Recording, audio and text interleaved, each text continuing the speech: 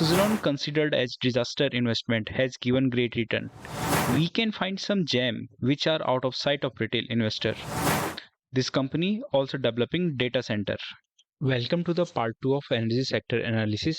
In last video, I explained you why there is a energy demand in India and talk about solar energy sector. If you didn't watch part 1, please go and check that video. It will give you an insight of energy sector which will help you understand other subsector and their importance in India's energy sector boom. Let's start with wind energy. As we already covered solar energy and key players of solar market in previous video. Source of wind energy is wind and it is also renewable energy. In India, as of 2025, total capacity of wind energy is 45 gigawatt, second largest after solar energy, and its contribution of India's total installed power capacity is 10%. Government has set a target of 500 gigawatt renewable energy capacity by 2030, out of which wind energy capacity target is 140 gigawatt. Let's talk about key players which are involved in wind energy. First one is most stocked companies, Suzlon, which was considered as a disaster investment but has given great return in last 4 years. Suzlon leads the Indian wind energy sector with 111 plus wind farm and a domestic installed capacity exceeding 15,100 megawatt. Next company is Ionex Wind. Ionex Wind is a fully integrated provider of wind energy solution and has a three manufacturing facilities in India with a robust production capacity of 2.5 gigawatt. Apart from these, Renew Power and Greenco also providing services in wind energy solution, and both these companies are unlisted. Now we will talk about challenges in solar and wind energy sector. Main challenge is grid integration and transmission bottleneck. Challenges: how to transmit green power efficiently from where it generated to where it consumed without destabilizing the grid. But a question must be arising in your mind: what is grid? A grid is an electricity network that connects power generation, transmission, and distribution and ensure that electricity produced in power plants reaches consumers safely and reliably.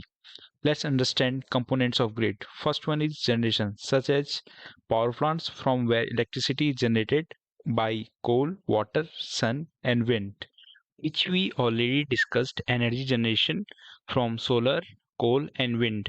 Renewable energy generation is happening in Rajasthan, Gujarat, Tamil Nadu, Karnataka, far from demand centers such as Delhi, UP, Maharashtra. But how this energy transmit to demand center through second components of grid, which is transmission. Transmission are a high voltage lines such as 220 kilowatt, 400 kilowatt, 765 kilowatt carry bulk electricity over long distance. Farther distance, more the high voltage line needed. Now, as an investor, when energy sector is booming, then it is obvious transmission related companies are also doing good. Let's check out these companies which belongs to transmission of electricity, and maybe we can find some gem which are out of sight of retail investors. Biggest supplier of high voltage transmission lines in India. First one is Command Companies named Power Grid Corporation Limited, which operates over 85% of India's interstate and interregional transmission system.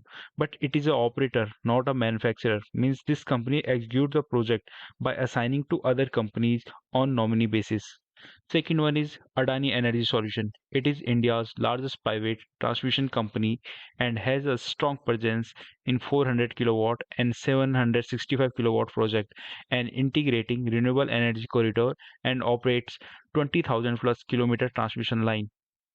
Adani Energy Solutions sale in 2016 was 2,194 crore rupees, and in 2025 it has grown more than 10 times, 23,700 crore. But what happened in stock price? It seems unusual. Next company is Sterlite Power Transmission. This company is unlisted and supplies and execute 765 kilowatt high voltage line. Next company is Kalpatru Power Transmission, which is listed as Kalpatru Project International Limited in stock market.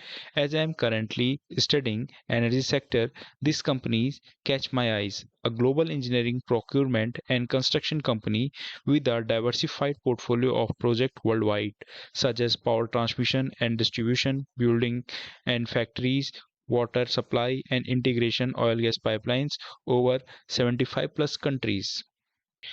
This company currently getting huge order from power and transmission segment and is a manufacturer of transmission tower. If you need a detailed analysis of this company, comment below as DII and FII are making position in this company. Next company is KEC International. This company is the largest transmission tower manufacturer and one of the largest EPC firm globally, specialized in transmission and distribution, railway and urban transit, solar, smart infrastructure, and cables. Next one is Skipper. It is India's third largest manufacturer for transmission and distribution structure like tower and poles.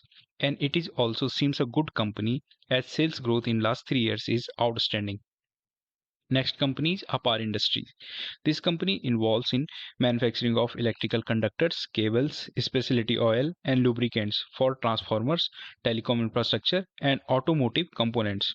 Apar Industries is the world largest manufacturer of aluminium and alloy conductor which used in high temperature lines and has a optical ground wires product used in telecom. This company is the largest private transformer oil manufacturer and the third largest transformer oil manufacturer globally. APAR is India's largest exporter and leading producer of specialty and renewable cables powered by innovative like E-beam facilities. Company has delivered good profit growth of 43.5% CAGR over last 5 years and personally I find this company very promising. Next one is Techno Electric and Engineering Company. This company is one of the India's leading power infrastructure company and also developing data center. This company takes projects from big clients such as Power Grid, NTPC, Adani Transmission, Sterlite Power for developing transmission and distribution infrastructure for power generation and industrial sector. This company owns wind power assets in Karnataka and Tamil Nadu. So these all are interesting companies which helps in energy transmission from source location of energy to end user. If you need detailed analysis of any companies, comment below. We were talking about transmission of renewable energy, which is a major challenge in renewable energy, and there are enough players which are solving this problem. But in grid integration and transmission, one area is very important, which is distribution.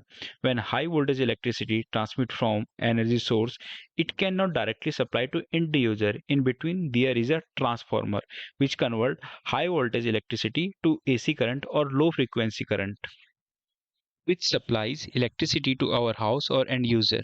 We will talk about distribution of energy and transformer in next video. Till then stay tuned and subscribe my channel and share this video to other investors. Thank you for watching this video.